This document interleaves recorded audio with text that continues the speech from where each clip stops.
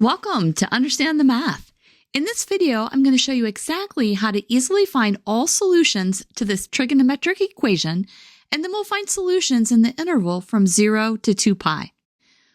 For our first step, we notice that cosine squared is the more complicated term, and we can write cosine squared in terms of sine squared if we use the Pythagorean identity. We have sine squared theta plus cosine squared theta is equal to 1, and that gives us cosine squared theta is equal to 1 minus sine squared theta. We can plug that in, and we have 1 plus sine theta, and on our right-hand side, we have 2 times the quantity 1 minus sine squared theta. Let's go ahead and simplify this. This is 1 plus sine theta is equal to 2 minus 2 sine squared theta. Let's bring everything to the left-hand side. That gives us 2 sine squared theta plus sine theta plus 1 minus 2 is equal to 0. This then becomes 2 sine squared theta plus sine theta minus 1 is equal to 0. Let's now factor the equation and reduce it to sine theta is equal to a constant. To factor it, we have 2 sine theta and sine theta, and then we have a 1 and a 1. That's a plus, and that one's a minus. So this gives us 2 sine theta minus 1 is 0. And sine theta plus 1 is equal to 0. Solving for sine theta, we get sine theta is 1/2 for our equation on the left, and for our equation on the right, we get sine theta is equal to -1.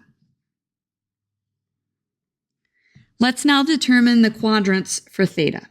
For our first equation, sine theta is greater than 0.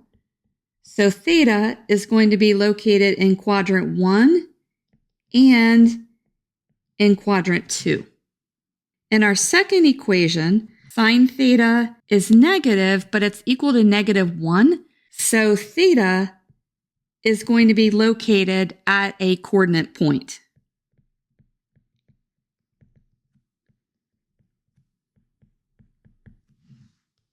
Let's now plot the value of sine theta.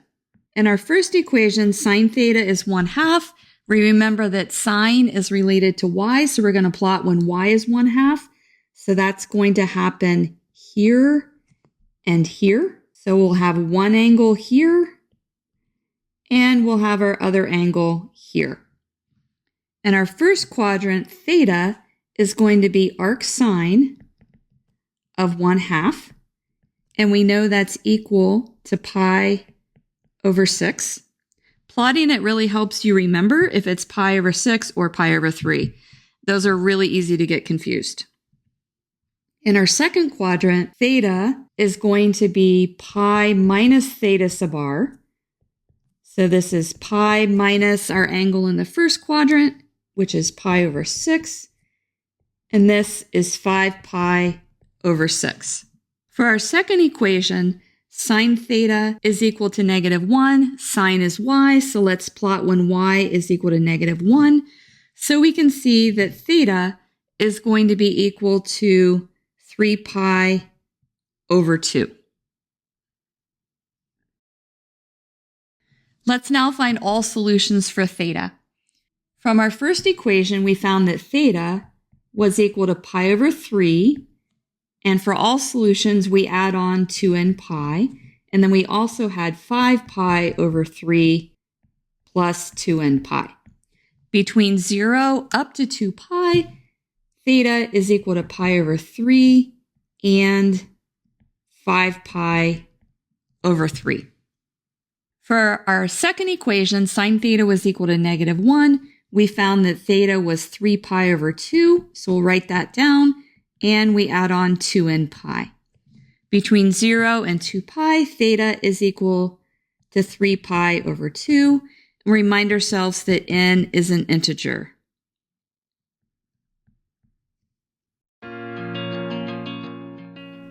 If this video has been helpful to you, please consider subscribing to my channel. Keep believing in yourself and have a great rest of your day.